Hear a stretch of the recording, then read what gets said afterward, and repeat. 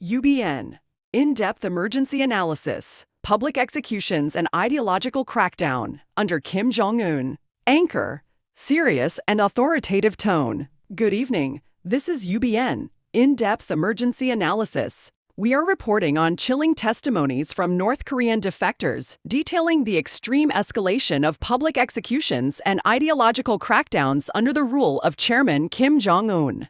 This information, based on interviews with two defectors by the Japanese weekly magazine Daily Shincho, highlights the horrifying reality of life inside North Korea.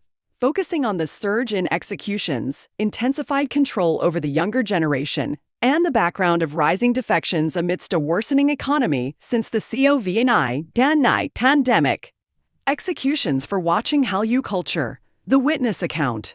Mr. Kim Il-hyok, 35, a defector from Pyeongseong County, Hwanghae Province, provided a direct, traumatic account of a public execution he witnessed in July 2022. He recalled that two individuals were executed that day. One was charged with a murder committed 9 years prior. The other's crime, watching 70 South Korean songs and 3 dramas, and distributing them to others. Despite inclement weather, approximately 1,000 residents and students were forcibly mobilized to attend the execution for educational purposes. Mr. Kim described the scene. The silence fell when the snipers aimed at the prisoners, who were tied to posts and had white cloth over their heads. Then, about 5 consecutive gunshots rang out. He added that executions for those from the elite or wealthy classes are often more brutal, with some victims having their heads and bodies separated by stray bullets. The Anti-Reactionary Thought and Culture Law. Mr. Kim stressed that the frequency of public executions has sharply increased since 2020. Before this, executions were rare, perhaps once a year. Now, he claims they are carried out twice every 3 months. The critical turning point was the enactment of the Anti-Reactionary Thought and Culture Law in December 2020. This law explicitly classifies the viewing and distribution of South Korean, Japanese, and American content as major crimes, with the distribution of South Korean dramas specifically punishable by public execution. Mr. Kim noted that before the law, watching K-dramas usually meant imprisonment. Now, it is a crime you can die for. Intensified surveillance and the defiance of the MZ generation. Following the law's implementation, North Korean authorities drastically ramped up surprise inspections. Where households were once inspected about twice a year, suspicious homes may now face house searches twice a month. Inspection units thoroughly check for external content storage devices like USB drives and MP3 players, often turning over every piece of furniture and item in the house. Mr. Kim analyzed that the regime fears the younger generation.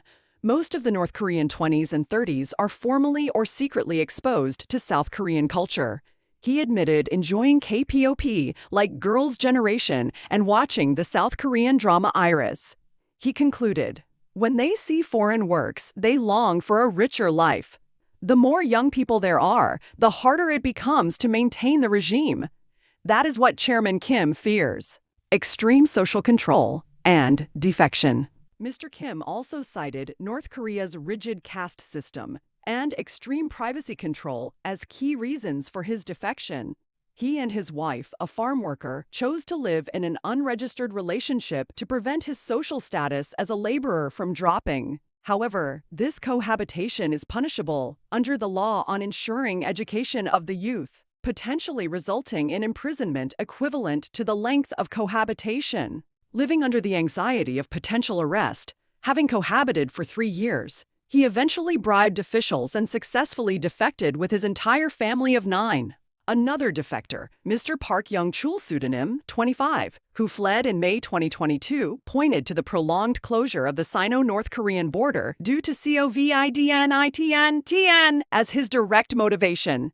He said, life became extremely difficult as North China trade ceased. Seeing how prosperous other countries were through foreign movies and animation made me think, I'll go to South Korea and earn money. He defected alone, separated from his parents. Mr. Song Yoon-bok, vice representative of the Japanese human rights group No Offense, added that despite the recent partial resumption of North China trade, The price of rice remains 4 to 5 times higher than last year, confirming the continuing food crisis. He also mentioned unconfirmed reports that around 20 intelligence agents deployed overseas were recently executed on charges of information leakage. Anchor. Closing. These testimonies paint a stark picture of a regime resorting to extreme brutality to enforce ideological conformity. The execution of a citizen for watching a foreign drama underscores the North Korean regime's desperation to seal off its borders to information and preserve its system at any human cost. UBN will continue to monitor the human rights situation within North Korea and the international response. Thank you for tuning in tonight.